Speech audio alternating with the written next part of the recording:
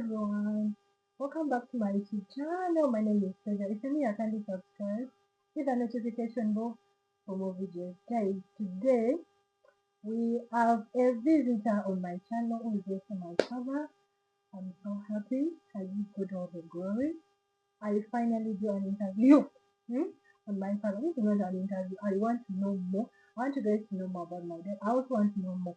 I think things I can't ask you, not outside, but this time I will ask you because I know you're not going to tell me everything. Because you guys have been asking for him. Why hasn't he been this one? Who is this man here?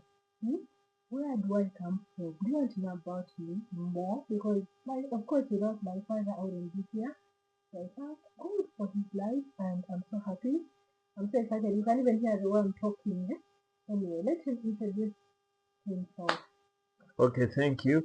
My name is Kamara Ali, Mm-hmm. younger Ugandan, aged 53, Mm-hmm. and I happen to be the father of Madame Treasure, CEO Treasure Shoe World, and I thank you for supporting Treasure Shoe World. I thank you for supporting this channel. For those of you who have subscribed, those who are our customers and clients, thank you very much.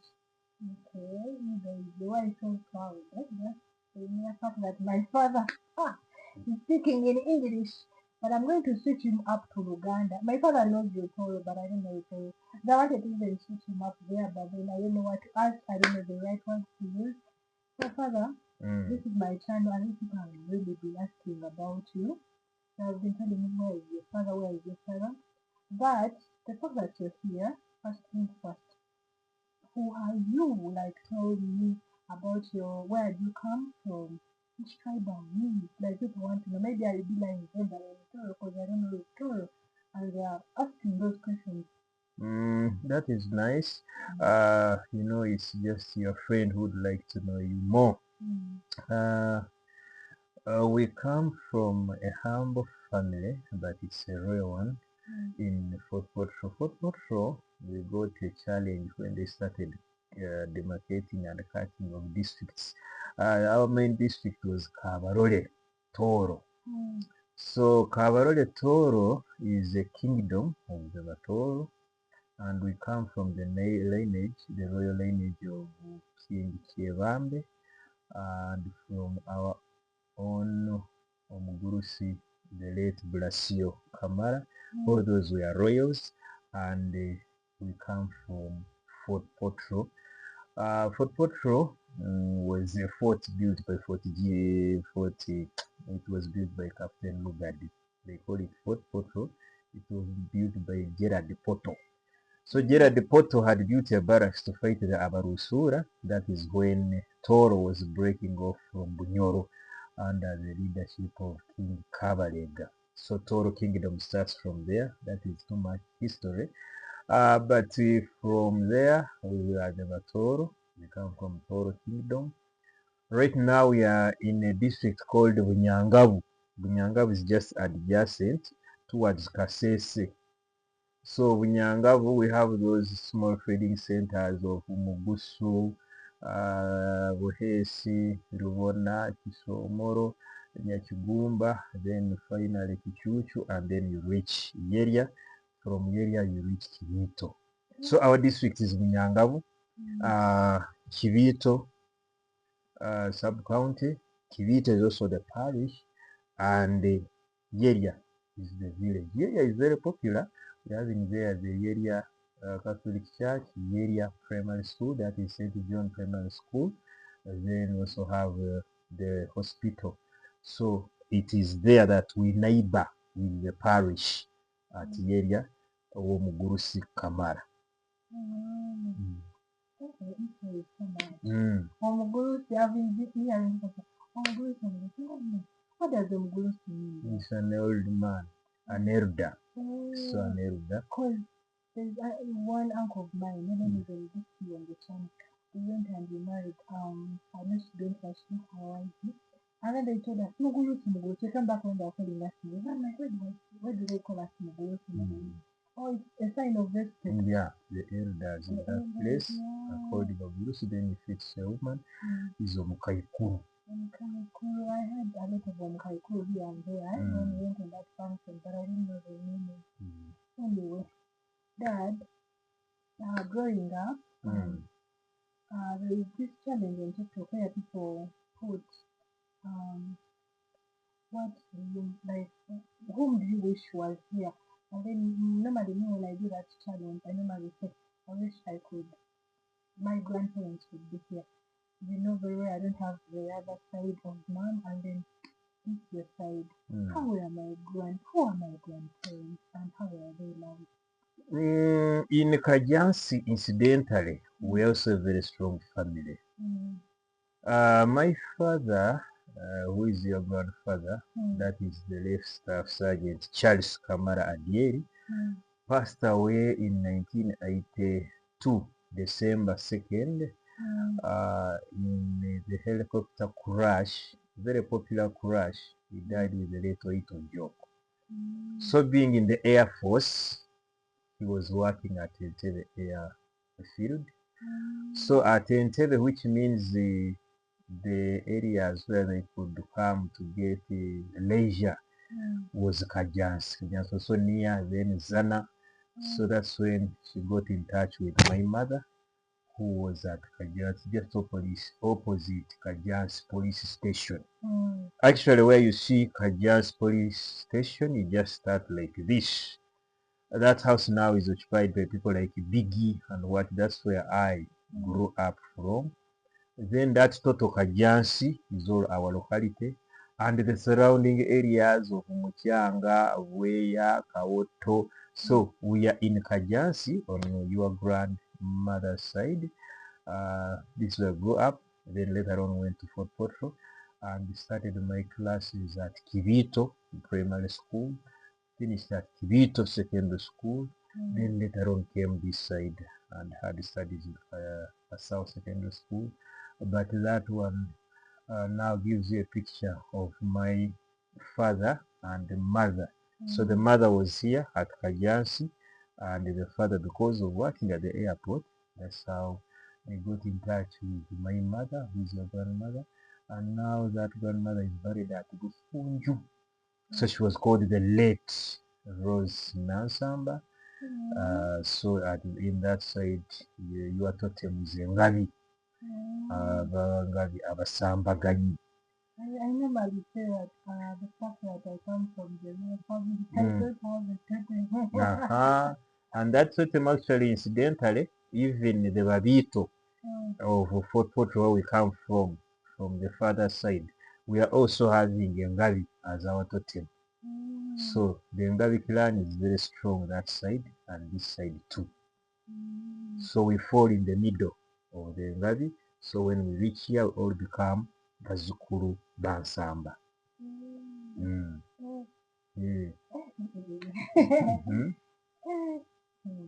So Daddy, talking about so my grandfather was in the Air Force. Yeah.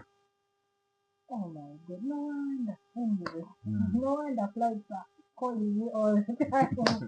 Anyway, I want people to know, like I already told people today, my father is a doctor, my father is a teacher, my father is a radio presenter. Daddy, what do you do? Because you do a lot of things and it's overwhelming. I want you to explain to everyone watching. Even my kids will watch this one day. This is your grandfather. Sit and listen what your grandfather was doing in his age. Yeah, the Kajansi, incidentally in Kajansi, started with teaching. We are the founders of Kajansi Progressive with Madame Rebecca Sawanyana.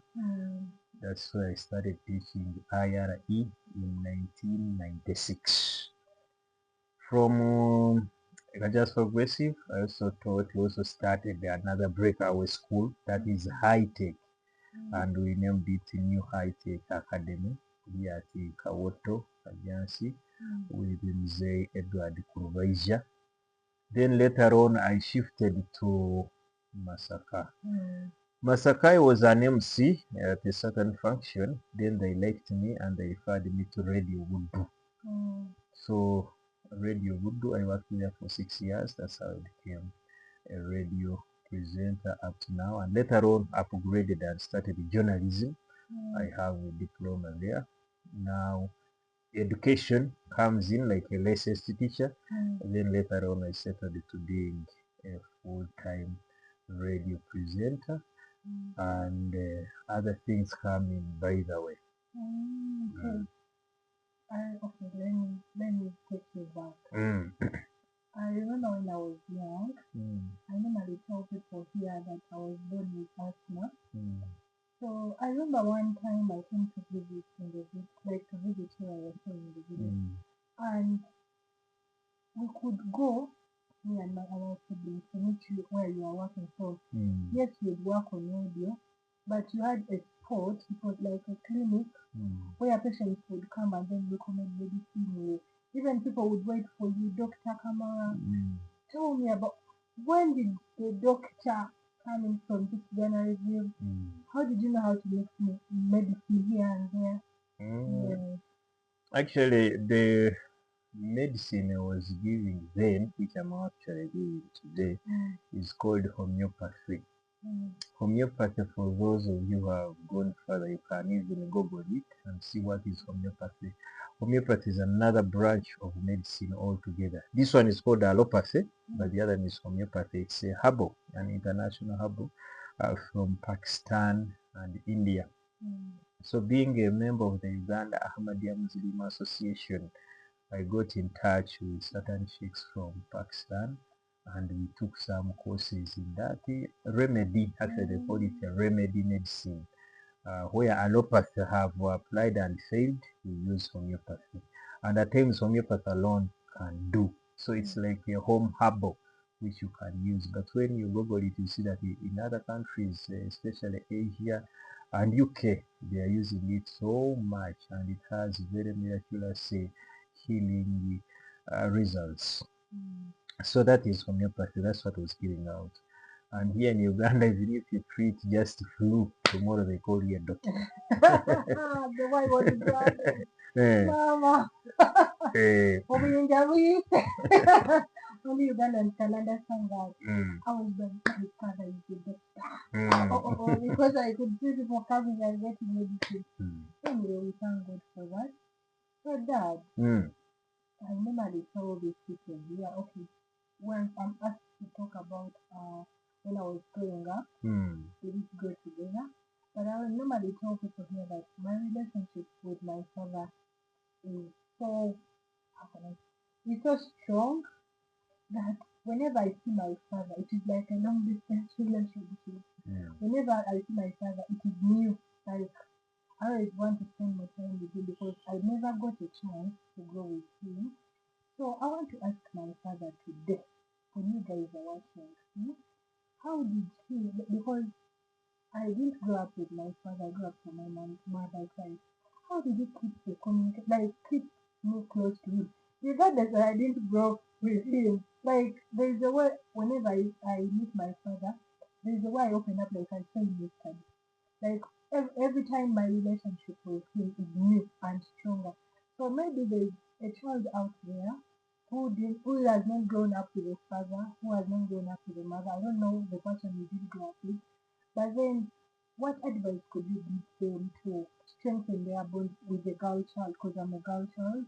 What would you advise a parent or a child who's watching this and then they never interacted with their parents? And even up now, when you ask them, what is the relationship between you and your father? They'll be like, my father is so distant. Like, what would you advise as a parent? Okay, that one is also having its own challenges, and with modern society today, if we get time to sit down and take care of our children together, it will be very important. But today, society is so mixed up that when relationships fall out between two lovers, very few think about the children. because the child has come out as a result of you two people. And by the time you get that child, you are saying, I love you, I love you. But when things go bad, different people forget that amidst us there is a child. This can be a lady, this can be a man. You can find even ladies who don't know their children up to now, and the child was taken when it was young, and they said, okay, if you are going with your son, that won't be as stupid as you, so I will not bother. Likewise, even the man would say, this one will be even stupid as the mother, let me go. So such judgments shouldn't cross over between you and land to the child. So that's why I was trying always, at least I visit once in a while, at least I call, at least I will see that I keep you with that fatherly figure. Because where it is not, things cannot be good for the child. So your strength, your determination is on, because at least at a certain time you know that my father, I've ever met him, my father, I talked to him, my father is there. So for a parent down there, especially ladies, when you get misunderstanding with a man, don't block the man from meeting the child. If it is a holiday, let that child go there. True, he or she might find there a different mother, might be mistreated, but that is normal. For those few days, then the child will come back. But at least don't deny this child a fatherly figure. Because when you got that child, immediately you ran to the man that I need a name. So what happens after the name? I say, okay, you go, I will raise my daughter, I will raise my son. Even the father, if you get an opportunity that this lady has left you with a child, get time. My father, for example, got me from Fort Potro and would bring me to Kajans to see my mother. Then later on take me back at Fort Potro. And Fort Potro is very far. By then we are using a train. Transnight, you're in a train. So he's coming to Entebbe, he drops me here, he goes to Entebbe. After a time, he picks me. Then later on I started learning the route. I would come from Kasese by train, reach Kampala, go to the park, enter any taxi. Until when they ask me, where are you going to Kajansi? No, Kajansi is there. You get that one of Kajansi. And when you reach Toto Kajansi, you are at home. So parents and parenting, when you have a child with any lady or you have a child with any man, try as much to keep that relationship between the child and the other parent. Then another important thing, don't discuss your relationship with this child because it's not helping. You be positive, then the future will tell. So that one is what I can advise the parents who are viewing this footage today. Thank you so much. Another thing, please, I want to, before even going any further, because I know most of you here, always told me, Treasure, your father is a Muslim, your mother is a Christian, and you're Christian. What connected you to be a Christian with your father? You have to be on your father's side. Your father is a Muslim. So today I'm going to ask my father. If you've heard from the beginning, my grandparents have not had any Muslims. From my grandfather to my grandmother. Where did this man become a Muslim? And guys, I respect the Muslim so much. I love my father because he's a Muslim. I respect his religion. But I want you to know, how come my father is a Muslim? Dad. Your father became a Muslim in 1988. By then I was in senior 2. So I lost my father in 1982 in that air crash. Incidentally, the people who remained behind were not good. And the property and wealth left was too much. So we stayed there for some time until 1988 when they advised me that when my father dies, the child can go and look for the mother. So I came in 1988 8 out of a train. I entered that house, I'm telling you, opposite police station where there is a big now. That was our room. I entered and sat with my suitcase. Then somebody came from in front and asked, hey, who are you? Then I told that lady that I'm the son of Rose Nansamba.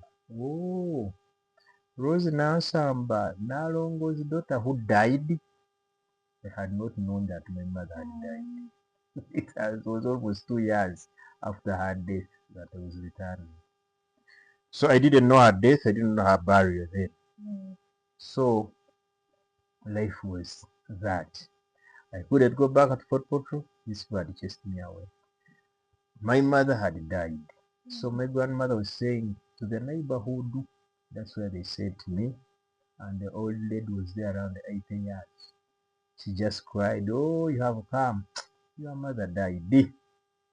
So in that situation, it was the neighbor called Rashid Kivirige who actually was the founder of Kajas Hardware, who took the sympathy. When the rest of the community was mocking, because the family was very strong, and our people died early. So this one said, no, for you, Islam will become your parent, your father, and mother. So it is then that I converted to Islam. Islam became my father. Islam became my mother. So he took me on. I took my first Islamic lessons at Masjid Noon on William Street. Then from there, I continued my education, and that one became my guardian. Up to now, his family, they are my foster brothers, and many the Muslim community actually became my family. So the rest, the other blood relatives, I meet them once in a while, but my strength and my children, we are rooted much in this Muslim parenthood.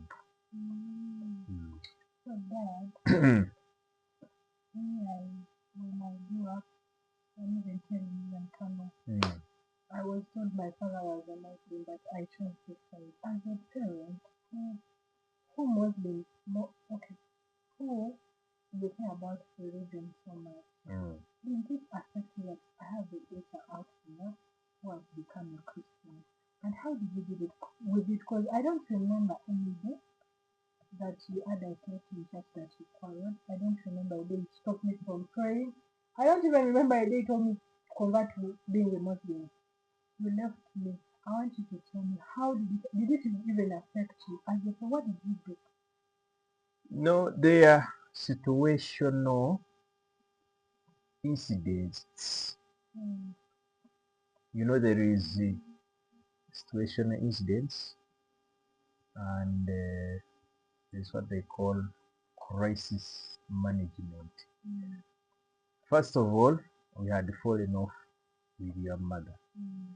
So there's no way you can come up to command somebody who is a mother who is not actually a Muslim. Yeah? So the whole environment was Christian. Then being having a Christian background, I did not have any bitterness with Christianity. So I had seen Christianity, I know Christianity, and I know the Christians. Like I know the Muslims and Islam. So the teachings, if one follows the teachings of religion proper, then that person can come out proper and God can give him or her heaven. But the judgment where we fail is to judge people, not knowing what came up, what was the circumstance which led this one to this. So if it was getting spoiled that now my daughter is taking the bang, is in shisha, is in booze, that will be painful. But if it's in a religion which is keeping her, then you leave her to that. It doesn't become a choice, but it was a design, and she had to move in that situation. So if you are under me from childhood, then I'll be blamed. How didn't you keep this one in this flock? But this one was already out. Then if you judge by that and deny your child, then you are denying that child the parenthood which is so painful. Many people are desperate in church that my parents, when I became a Christian, they chased me away. So you are in church sleeping there.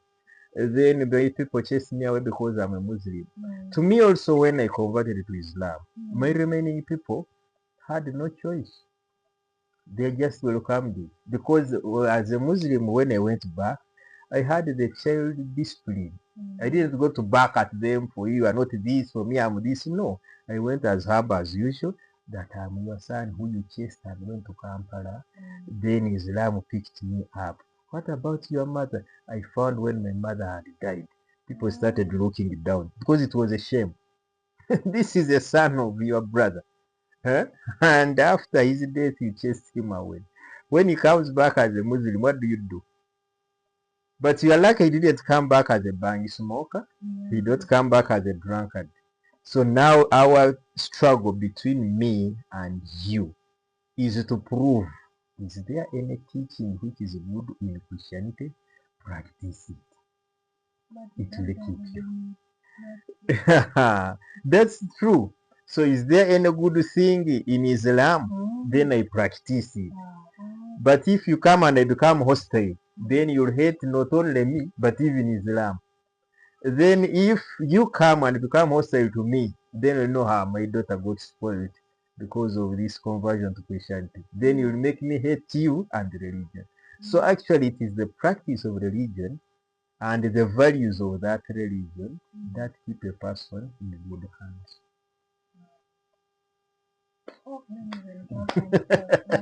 Eh, Yeah, very, very nice. So, Dad, mm, I've never looked in camera, like done a video with you, and I'm so grateful, like I said in the beginning. mm, This is an answered prayer, and I thank God so much that Dad, I pray for you everything, and I thank God, please, keep my parents, both my parents alive, keep my father alive. I always pray for you, but I want to tell you in camera, mm, the fact that I didn't grow up with you doesn't mean that I don't love you. You know, with African parents, oh, they never tell their children they love them. I normally argue with my mother when I tell her on the phone or when I meet her, I'll be like, I love you. And my mom is like, I know you love me, but you keep on telling me. So with my dad, it's different because you know when you give respect to him, you give father. But I want to tell my father in camera, I'm so proud of everything you've ever done. I'm so proud of you, and I'm even more proud that I'm your daughter. Whenever people call me Kamara, I'll be like, yo, that's my father. Regardless, I didn't grow up with you, and I'll never judge you.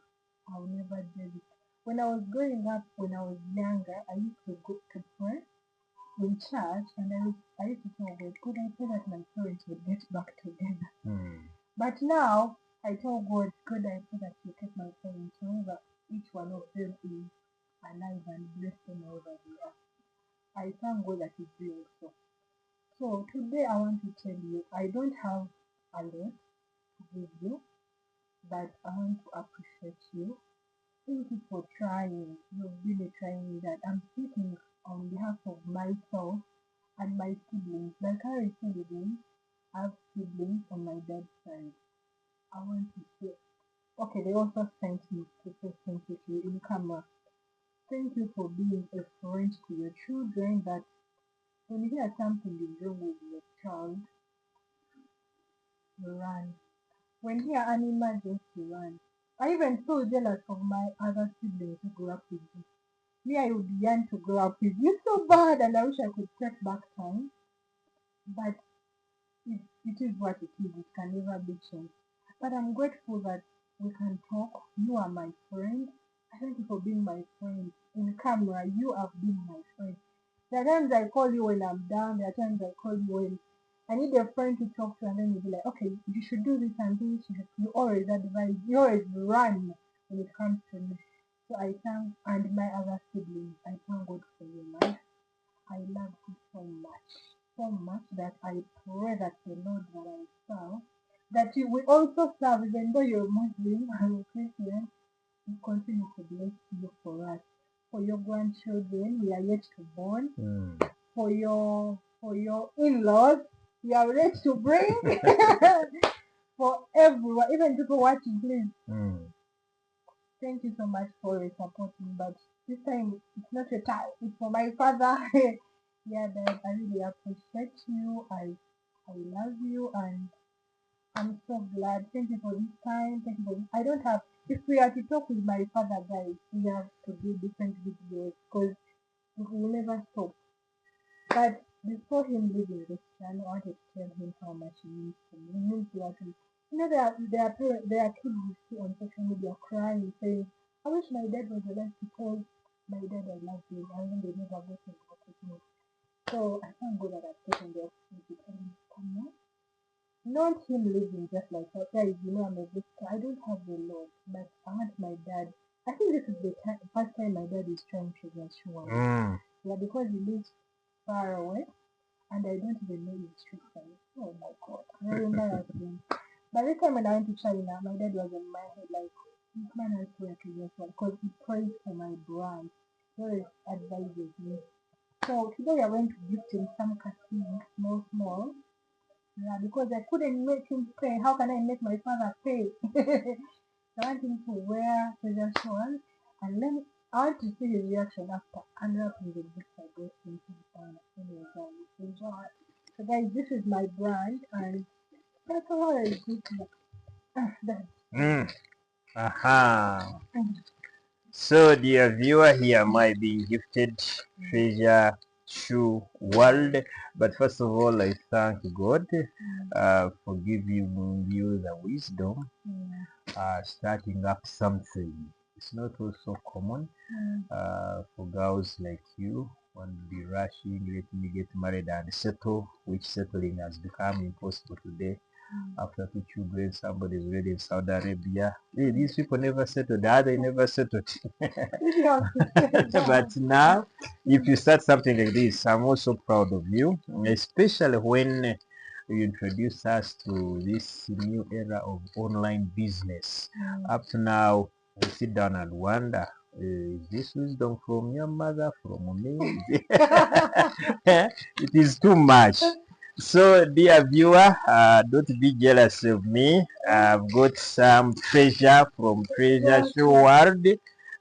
This one, people of Masaka will have to know that my daughter was from China.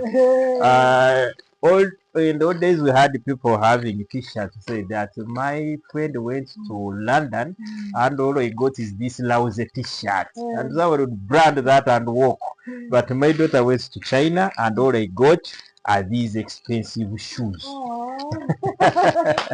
So, may God bless you and give you health and life to continue planning. Then another thing, it's not also common for a child who has grown with the mother too much to think about the father too. Not because of the child, but when you are growing up, you are told a lot. A lot of negativity surrounds you. But when you break those chains, then that one is another sign that God loves you. So thank you very much. I'll make sure that for the first time I enjoy the shoes from Treasure Shoe World, and if it's not too much of evil, the first day I can even sleep in them, then I put them in the morning because this is too much of a blessing. See that your child whom you saw long time ago as a very younger child now can sit down and plan for you something as beautiful and durable as this. That one is very important. So viewer who is there, you'll have to go in the comment section and appreciate on behalf of me that God has helped me and I'm seeing the fruits when I'm still alive and kicking. Thank you very much. Thank you guys. Bye bye. See you next. Don't ask for my father's number. I know you can book and say your father is studio. Use my father. My father is mine alone. Anyway guys, thank you for watching. Love you so much.